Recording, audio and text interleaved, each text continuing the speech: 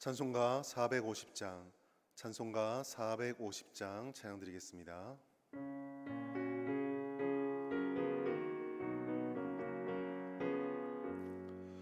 내 평생 소원 이것뿐 주의 일하다가 이 세상 이별하는 날 주 앞에 가리라.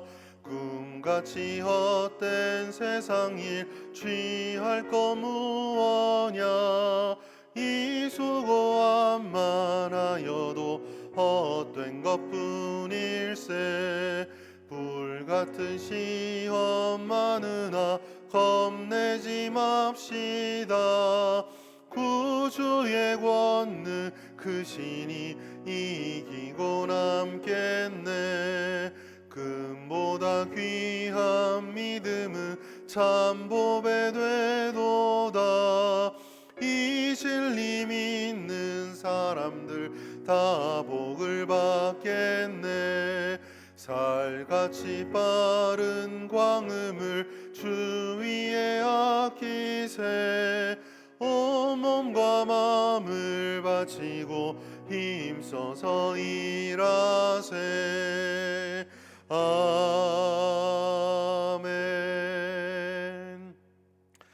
하나님 말씀은 고린도전서 15장 50절에서부터 58절까지 말씀, 고린도전서 15장 50절에서 58절까지 말씀입니다. 자막과 성경을 보시면서 함께 합독하도록 하겠습니다. 50절부터 읽습니다. 형제들아, 내가 이것을 말하노니 혈과 육은 하나님 나라를 이어받을 수 없고 또한 썩는 것은 썩지 아니하는 것을 유업으로 받지 못하느니라. 보라, 내가 너희에게 비밀을 말하노니 우리가 다 잠잘 것이 아니요 마지막 나팔에 순식간에 호련히 다 변화되리니 나팔 소리가 나매 죽은 자들이 썩지 아니할 것으로 다시 살아나고 우리도 변화되리라. 이 썩을 것이 반드시 썩지 아니할 것을 입겠고 이 죽을 것이 죽지 아니함을 입으리로다. 이 썩을 것이 썩지 아니함을 입고 이 죽을 것이 죽지 아니함을 입을 때에는 사망을 삼키고 이기리라고 기록된 말씀이 이루어지리라. 사망아, 너희 승리가 어디 있느냐? 사망아, 내가 쏘는 것이 어디 있느냐? 사망이 쏘는 것은 죄요 죄의 권능은 율법이라. 우리 주 예수 그리스도로 말미암아 우리에게 승리를 주시는 하나님께 감사하노니 그러므로 내 사랑하는 형제들아, 견실하며 흔들리지 말고 항상 주의 일에 더욱 힘쓰는 자들이 되라. 이는 너희 수고가 주 안에서 헛되지 않은 줄 알미라. 아멘. 기독교 신앙의 정점은 부활입니다. 죄로 인해서 모든 인류, 모든 사람은 사망의 권세 아래 놓이게 되었습니다. 어떠한 노력을 하든지 어떠한 상태에 처하든지 사람은 반드시 사망의 죽음에 이를 수밖에 없습니다. 우리가 죄인이라는 사실, 그것은 우리 모두가 죽는다는 것으로 명백해졌습니다. 그러나 이 절망의 순간이 해결될 수 있는 것은 바로 예수 그리스도께서 복음을 우리에게 전해주시고 십자가의 대속적인 죽음으로 우리 죄를 사하시고 부활하셨기 때문입니다.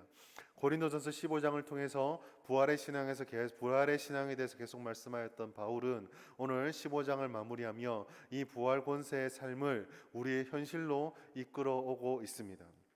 첫 번째로 사도 바울은 이 약속과 이 은혜가 썩지 않을 유업을 받은 것이다 라고 우리에게 말씀해 주고 있습니다. 썩을 수밖에 없고 죽을 수밖에 없었던 사람이기에 썩지 않는 영원한 유업, 영원한 유산을 받는다는 것은 어울리지 않습니다. 따라서 우리가 썩지 않는 유업을 얻기 위해서 우리에게 필요한 것은 우리가 썩지 않는 유업을 받을 만하게 바뀌는 것이고 변화되는 것입니다. 이 세상의 모든 것, 그리고 죄는 성경에서 썩을 것, 육신, 혈, 피와 살로 이루어진 것이다라고 상징되어집니다. 죄가 해결되지 않는 모든 세속적인 욕망과 육체의 쾌락들, 그리고 사람이 추구하는 모든 것들은 그것이 어떠한 선의 형태를 가장하고 있다 할지라도 죽음에 이르는 육체의 것에 불과합니다. 그것은 인간이 처해 있는 절망의 상태입니다. 바로 이러한 상태들 때문에 또 죽음이라고 하는 거대한 공포 앞에서 부활의 신앙을 말하면 대부분의 사람들은 미래적인 소망과 우리가 앞으로 들어가게 될 약속으로만 인식을 합니다.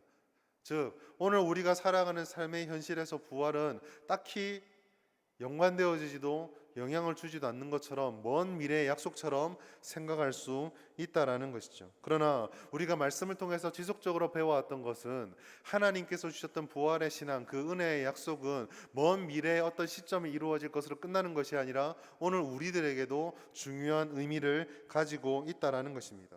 예수 그리스도를 주로 고백하는 순간 우리의 죄를 하나님께 내어놓고 그리스도를 나의 구주로 받는 순간부터 우리 안에 성령께서 내주하십니다. 그 성령의 내주하심은 단지 미래의 약속만을 바라보는 위로와 보호가 되는 것이 아니라 오늘 우리가 이 땅을 향해서 선포하고 살아가는 모든 삶에 역사하는 능력이자 힘이 되는 것이죠. 썩어질 것을 벗어버리고 썩지 않는 것을 입는 삶은 이미 우리 가운데서 시작이 되었습니다. 즉 부활의 신앙이라는 것은 이미 이루어졌지만 아직 완성되지 않은 그 시점의 것이기도 하나 동시에 지금 여기에서 우리에게 중요한 신앙의 능력도 된다라는 것입니다. 51절 52절 말씀 속에 나팔이 부는 소리가 들릴 때에 호련히 우리가 변화될 것이다라는 것은 분명히 궁극적이 우리가 완성되어질 그 미래의 모습을 담고 있습니다. 그 미래의 모습이 우리에게 주는 한 가지 확실한 사실은 사망의 권세가 더 이상 우리를 지배하지 못한다라는 것이죠. 그러나 신앙의 삶은 앞으로 끊어질 사망의 권세뿐만 아니라 지금도 우리들에게 절대적인 지배를 잃어버린 그 사망의 권세와 대적해서 살아가는 것입니다. 그래서 사도 바울은 이러한 우리의 삶을 구원을 이루어가는 삶, 구원을 이루어가야 하는 삶이다라고 규정하였습니다. 빌립보서 2장 12절 말씀 보면 바울은 이렇게 권면하고 있습니다. 그러므로 나의 사랑하는 자들아 너희가 나 있을 때뿐 아니라 더욱 지금 나 없을 때에도 항상 복종하여 두렵고 떨림으로 너희 구원을 이루라. 자, 그렇다면 이와 같이 구원을 이루어가는 삶, 부활의 신앙을 우리의 삶으로 가져가기 위해서 우리가 어떻게 살아야겠습니까? 우리가 그렇게 살아갈 수 있는 것은 첫째로 우리 가운데 복음의 희망이 되셨던 그리스도를 힘써 알아가야 됩니다. 우리가 복음을 단지 예수님께서 우리가 구원하셨다라는 선언처럼 한 문장으로 이해하는 것으로는 부족합니다. 복음은 우리를 영원한 죽음에서 영원한 삶으로 옮겨주셨던 능력이자 그리스도인의 신앙의 원천이요 능력의 근원입니다. 날마다 우리가 새 힘을 얻기 위해서 매 끼니마다 밥을 먹고 숨을 쉬고 운동을 해서 몸에 활력을 불어넣는 것처럼 우리는 날마다 주님의 말씀과 복음을 묵상하고 배워가고 그 복음의 의미와 복음의 약속들을 신뢰하는 가운데 우리 자신을 던져야 합니다.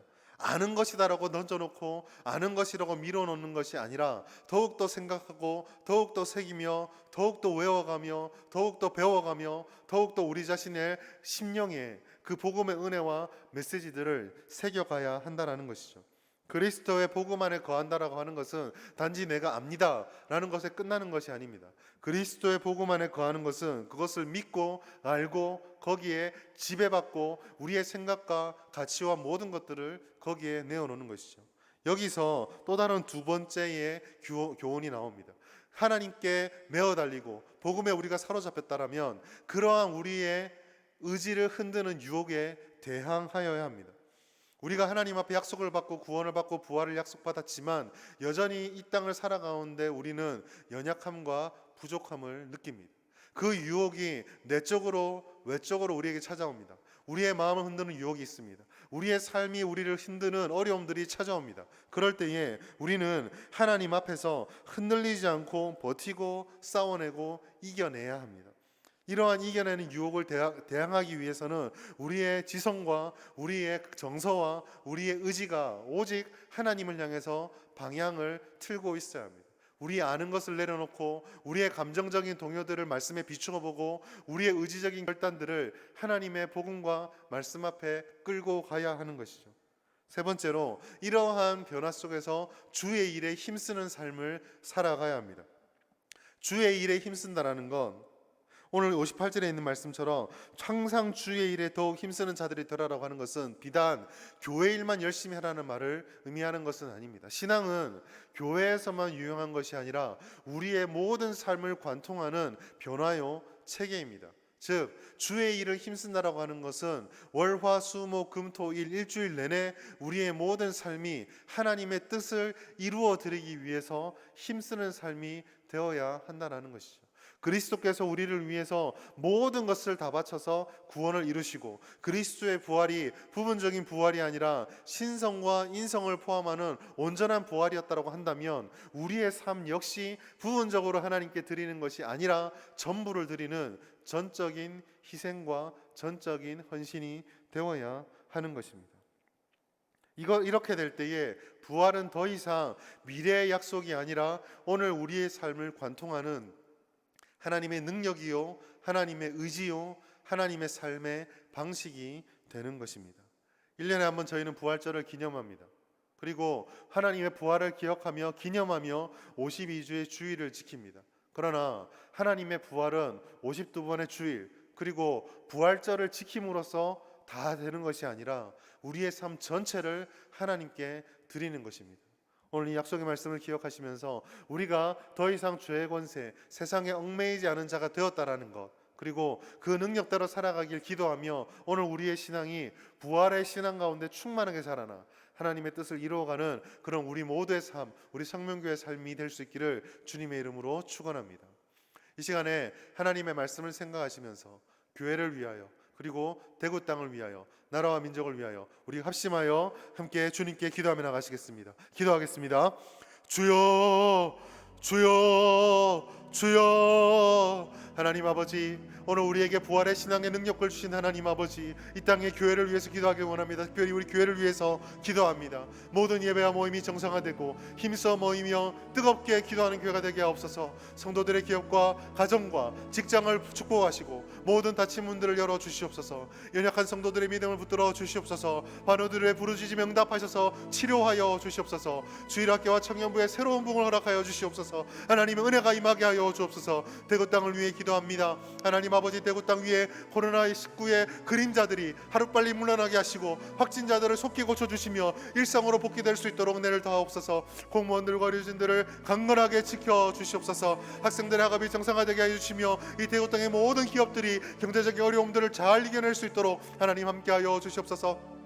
모든 교회들이 예배가 정상화되며 예배의 감격을 누리며 회복이 일어날 수 있도록 주여 함께하여 주시옵소서. 나라와 민족을 위해 기도합니다. 하나님 아버지, 나라가 다시 한번 이 코로나의 위기가 아버지 증산되고 증식되어져 가고 승대되어져 가고 있습니다. 하나님아, 코로나19가 더 이상 확산되지 않도록 막아주시고 수도권을 중심으로 하는 모든 어려움들을 이겨낼 수 있도록 하나님 함께하옵소서. 북한과의 관계가 안정되게 하여 주시며 자유평화 통일이 될 수 있도록 인도하여 주시옵소서. 자백을 금지법과 같은 악법들이 사라지게 하시고 하나님의 대적하는 모든 가치들이 무너지게 하여 주시옵소서. 한국 교회가 복음의 능력을 회복하고 뜨겁게 예배를 드리며 다시 한번 이 나라의 민족을 위해서 유익을 끼치는 하나님의 사역을 감당하는 교회가 될 수 있도록 주여 함께하여 주시옵소서.